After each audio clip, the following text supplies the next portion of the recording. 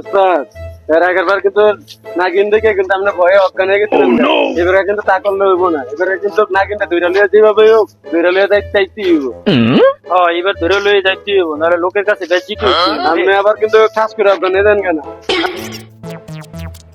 উস্তাদ, এই জায়গাতে বিন বাজান, আপনার যে বিনের সুর, নাগিন যেখানে থাক না কেন নাগিন ঠিকই আপনার বিনের সুরে আয়া পড়বো। মার ওষুধ।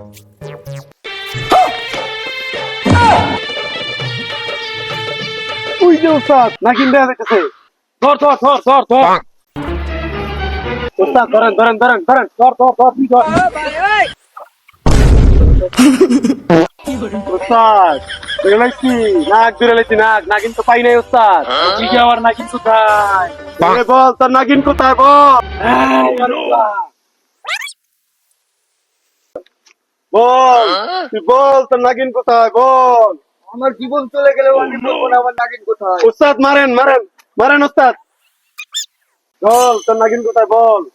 আমাকে আর মেরো না, দাঁড়াও আমার নাগিনকে আমি ফোন দিচ্ছি। উস্তাদ কি কইলো? নাগিনের রাজ্যে কি আবার ইপাল চলে নাকি? হ্যাঁ, ফোন দে দে দে, ফোন লাগা। জানো তুমি কই আছো? আমাকে দুইটা সাপুরে ধরে ফেলেছে, তুমি আমাকে বাঁচাও প্লিজ।